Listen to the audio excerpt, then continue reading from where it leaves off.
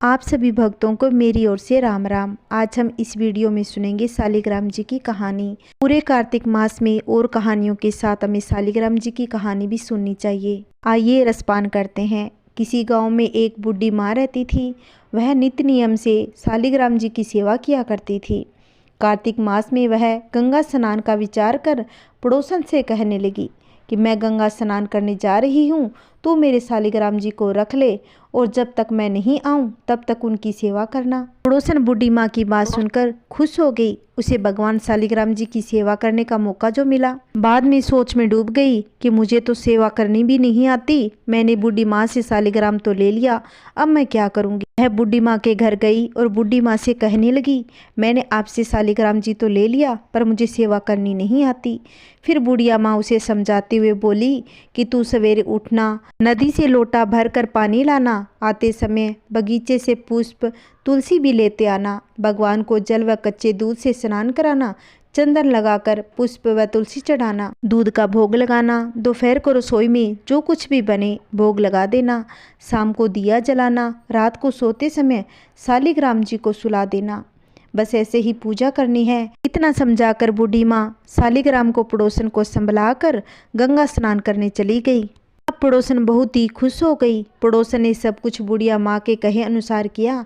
सवेरे उठते ही शालिग्राम भगवान को भी आवाज लगा दी कि भगवान उठ जाओ, सुबह हो गई। उसके बाद नदी से लोटा भर कर पानी ले आई और आते समय बगीचे से पुष्प तुलसी भी लेती आई। भगवान को जल व कच्चे दूध से स्नान कराया, चंदन लगाकर पुष्प व तुलसी चढ़ाई। उसके बाद उसे दूध का भोग लगा दिया और खाना बनाने लग गई। खाना बनाकर उसने भगवान को भोग भी लगा दिया। भोग लगाते समय उसने देखा कि भगवान ने दूध पिया ही नहीं, दूध तो वैसा कि वैसा ही पड़ा है। उसने सोचा कि भोग लगाने का समय हो गया, क्या पता भगवान भोग के साथ ही दूध पीते हों। कुछ देर बाद उसने जाकर देखा कि दूध और भोग वैसा ही पड़ा हुआ था जैसा वह भगवान को भोग लगा कर गई थी।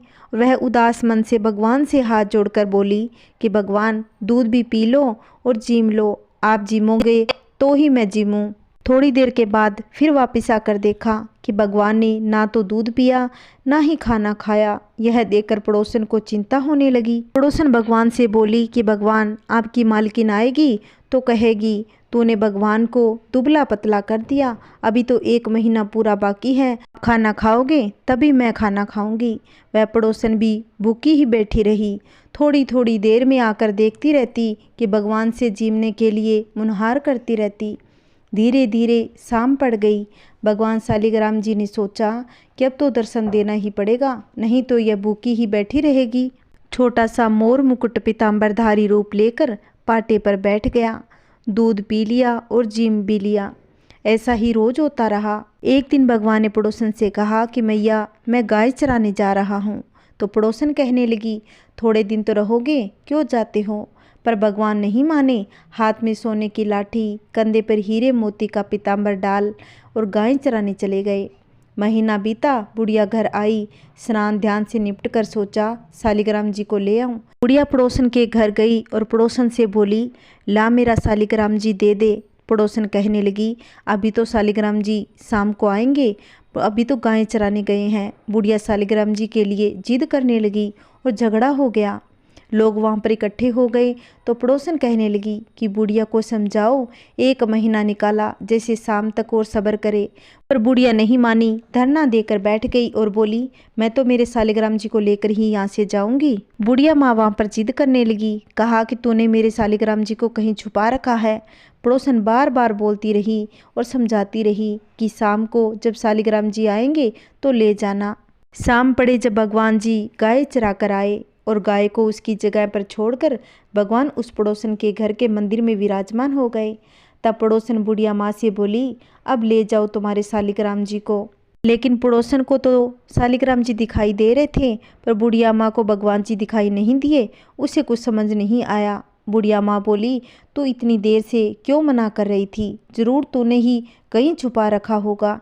यह सब सुनते ही पड़ोसन को सब बात समझ में आ गई। खुशी के मारे आंखों से आंसू बह निकले। उसने भगवान के सामने हाथ जोड़ के भगवान को से प्रार्थना करी कि हे भगवान, अगर आप दर्शन बुढ़िया को नहीं दोगे तो मेरे ऊपर कोई विश्वास नहीं करेगा। आपको बुढ़िया को दर्शन देना ही होगा। पड़ोसन की बात मानकर भगवान ने मोर मुकुट पीताम्बर धरा, हाथ में सोने की लाठी ली, फिर बुढ़िया माँ को भी दर्शन दिए। बुढ़िया माँ भगवान को देखकर बुखला गई और कांपने लगी। उसकी आंखों में भी झरझर आंसू बह निकले। फिर बुढ़िया माँ ने भगवान के और पड़ोसन के दोनों के पैर छू लिए और कहा कि मैं तो इतने दिनों से सेवा कर रही थी और मेरे को तो कभी भगवान ने दर्शन नहीं दिए, क्योंकि मैंने भगवान को केवल मूर्ति मानकर सेवा करी थी। असल में तूने भगवान की सेवा की है, सच्ची भक्ति, सच्चा मन लगाकर, जो भगवान ने तुझे दर्शन दिए। भगवान ने जैसे उस पड़ोसन को दर्शन दिए वैसे भगवान सबको देना। कहानी कहते, कहानी सुनाते, हुंकारा भरते, सबके घर में सुख शांति बनाए रखना। जय श्री कृष्णा, राधे राधे। आइए अब सुनेंगे तुलसी माता की छोटी सी कहानी। एक ब्राह्मण था, वह प्रतिदिन मंदिर जाता, प्रतिदिन तुलसी माता की पूजा किया करता था। वह तुलसी माता से प्रतिदिन प्रार्थना करता कि तुलसी महारानी मेरी आनंद करना। तुलसी माता ने सोचा कि यह ब्राह्मण तो बहुत ही सीधा और गरीब है, प्रतिदिन मेरी पूजा करता है, मैं इसके लिए कुछ करना चाहती हूँ। तो तुलसी महारानी एक कन्या का रूप बनाकर बैठ गई और ब्राह्मण को बोला कि ब्राह्मण, मैं भी तेरे घर आना चाहती हूँ। ब्राह्मण ने सोचा कि 6 लड़कियां तो मेरे पहले ही है और 7 लड़कियों का कैसे पालन पोषण करूँगा, लड़कियों की शादी कैसे करूँगा, मेरे पास तो कुछ भी ऐसा नहीं। यह विचार कर बहुत परेशान हो गया। उसको तो खाना भी नहीं भा रहा था। उसकी औरत ने कहा कि क्या बात है, आजकल बहुत दुखी रहने लगे, किस बात की चिंता हो गई। तो इस पर ब्राह्मण कहने लगा, जब मैं मंदिर जाता हूँ वहाँ पर एक छोटी सी सुंदर सी कन्या बैठी है और वह मुझे कहती है, ब्राह्मण मैं आपके घर आऊँ। उसकी पत्नी बोली, करे इसमें परेशान होने वाली कौन सी बात है, अगर वो आना चाहती है तो आ जाने दो। ब्राह्मण की पहले से ही 6 लड़कियां तो थी, उनकी भी अपने को शादी करवानी है। तो इस पर ब्राह्मणी बोली, कह रहे ये तो कोई बात नहीं, अपनी 6 लड़कियों की शादी करवाएंगे, वैसे 7वीं की भी करवा देंगे, अपने 7 लड़कियों की शादी साथ में करेंगे। अगले ही दिन वह ब्राह्मण मंदिर गया तो छोटी कन्या ने पूछा कि ब्राह्मण मैं आपके घर आऊं। तो ब्राह्मण बोला कि हाँ चल बेटा। उनको वह घर लेकर आ गया। तुलसी माता के कन्या के रूप में ब्राह्मण के घर आने से ब्राह्मण के घर बहुत आनंद हो गया। घर में लक्ष्मी की बारिश हो गई। जब ब्राह्मण 7 कन्याओं की शादी के लिए वर ढूंढने जाने लगा तो छोटी कन्या ने कहा, पिताजी मेरे लिए तो शालिग्राम जी के मंदिर में जाकर शालिग्राम जी से कहना कि बारात लेकर आए, तो मेरी 6 बहनों की तुम्हारी इच्छा हो वहीं वर ढूंढ लेना। तुलसा महारानी की बात सुनकर ब्राह्मण शालिग्राम जी के मंदिर में जाकर बोल आया। और जब शालिग्राम जी तुलसी माता को ब्याहने आए तो जब ब्राह्मण और ब्राह्मणी रोने लगे, तब तुलसी माता ने कहा कि मैं तो जा रही हूँ पर मैं तेरे आंगन में हमेशा के लिए विराजमान रहूँगी। तू तुलसी का पेड़ लगाना, उसको सुबह शाम पूजा करना और तुलसी को हमेशा सींचना, जब भी तू मुझे बुलाओगी मैं आ जाऊँगी। ऐसा सुनकर ब्राह्मण और ब्राह्मणी खुश हो गए। जैसे ब्राह्मण ब्राह्मणी को दिया वैसे माता सबको दे। कहानी कहते सुनते हुंकारा भरते सब परिवार को दे। जय श्री कृष्णा, राधे राधे। आइए अब सुनते हैं गणेश जी की सुंदर सी कहानी। एक ब्राह्मण था जो नित्य प्रतिदिन सुबह उठकर गंगा जी के लिए जाता, आकर गणेश जी की पूजा करता और गणेश जी की कहानी सुनता था। उसकी पत्नी को पूजा करना अच्छा नहीं लगता था। वह गुस्सा हो जाती और कहती, सुबह पहले पूजा करने के लिए बैठ जाते हैं, मेरे को कोई काम नहीं करने देते, ना ही घर का कोई काम करवाता है। ब्राह्मण उसकी बात को अनसुना कर देता और सुनता ही नहीं। एक दिन ब्राह्मण गंगा जी नहाने के लिए चला गया तो पीछे से ब्राह्मणी ने गणेश जी को छुपा दिया। वापस आकर ब्राह्मण ने कहा कि मेरी गणेश जी की मूर्ति कहाँ गई। तो ब्राह्मणी बोली कि मुझे तो नहीं पता कहाँ गई। ब्राह्मण ने खाना नहीं खाया और पानी भी नहीं पिया। ब्राह्मण कहने लगा, जब तक मेरे गणेश जी की पूजा नहीं कर लूँगा तब तक खाना या जल ग्रहण नहीं कर सकता। मैं तो विनायक जी की पूजा करने के बाद ही अन्न और जल ग्रहण करूँगा। ब्राह्मणी ने ब्राह्मण को बहुत समझाया कि खाना खा लो, लेकिन उसने नहीं खाया। दोनों को लड़ते लड़ते देखकर विनायक जी की मूर्ति हंसने लगी। तब ब्राह्मणी गुस्से में आकर बोली कि मूर्ति वहाँ रखी है। उसके बाद ब्राह्मण ने विनायक जी की पूजा अर्चना की। तब अचानक ही विनायक जी की मूर्ति बोल उठी कि तुझे मेरी सेवा करते हुए बहुत दिन हो गए, मांग क्या मांगता है। तब ब्राह्मण बोला कि अन्न मांगू, धन मांगू, जितना दुनिया में सुख है सब मांगू। विनायक जी कहने लगे, अरे ब्राह्मण, तूने तो एक में ही सब कुछ मांग लिया। तो विनायक जी ने कहा कि तथास्तु। सुख, धन और अन्न ब्राह्मण को दिया। ब्राह्मण मूर्ति को मंदिर में रखकर पूजा अर्चना करने लगा। ब्राह्मणी को इतना अन्न धन मिलने से उसकी भी पूजा करने की श्रद्धा जाग उठी। वह भी ब्राह्मण को बोलकर मूर्ति घर में रखवाई। खूब प्रेम से पूजा पाठ करने लगी। हे विनायक जी महाराज, जैसे ब्राह्मण ब्राह्मणी को दिया वैसे सबको देना। कहानी कहते सुनते हुंकारा भरते सब परिवार को देना। बोलिए गणेश जी महाराज की जय। आइए सुनते हैं लक्ष्मी जी की छोटी सी कहानी। एक बूढ़ा ब्राह्मण था, उसके 6 लड़कियां थीं। वह कमाता नहीं था। एक दिन बुढ़िया बोली, इस तरह से कैसे गुजारा होगा। बूढ़ा बोला, रोटी बना कर दे दे, देखता हूँ कहीं काम मिल जाए।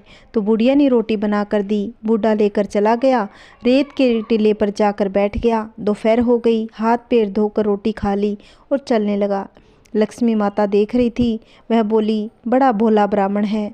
आज फिर से घर जाते ही बुढ़िया इसको पूछेगी क्या कमा कर लाया, इसलिए मैं भी इसके साथ चल जाती हूँ। वह छोटी सी कन्या बनकर खेलने लगी।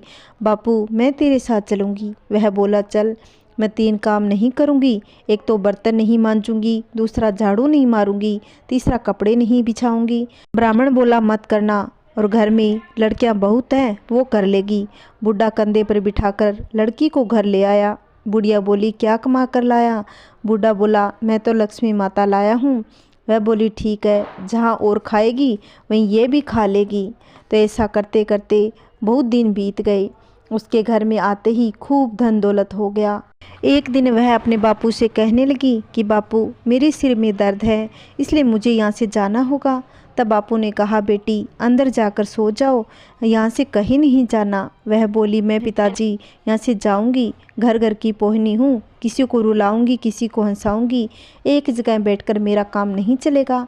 ब्राह्मण बोला, तो फिर मैं कहाँ मिलने आऊँ। वह बोली, सोमवार को शिव जी के मंदिर में, मंगलवार को हनुमान जी के मंदिर में, बुधवार को राम के मंदिर में, गुरुवार को केले के नीचे, शुक्रवार को संतोषी माता के मंदिर में, और शनिवार को पीपल के नीचे, और रविवार को सूरज के नीचे। इतना कहकर वह वहां से चली गई और ब्राह्मण के ठाट बाट हो गया। ये लक्ष्मी माता जैसे बूढ़े ब्राह्मण को मिली वैसी सबको मिलना। कहानी कहते, कहानी सुनाते, हुंकारा भरते सब परिवार पर अपनी कृपा दृष्टि बनाए रखना। बोलिए लक्ष्मी माता की जय। मेरी ओर से सभी भक्तों को राम राम। अगर मेरी कहानी आपको अच्छी लगी हो तो वीडियो को ज़्यादा से ज़्यादा शेयर करें, लाइक करें, कमेंट में जय माता दी लिखना। अगर आपने अभी तक मेरे चैनल को सब्सक्राइब नहीं किया है तो मेरे चैनल को सब्सक्राइब करें, जिससे आने वाली वीडियो की नोटिफिकेशन आपको मिलती रहेगी। जय श्री कृष्णा, राधे राधे।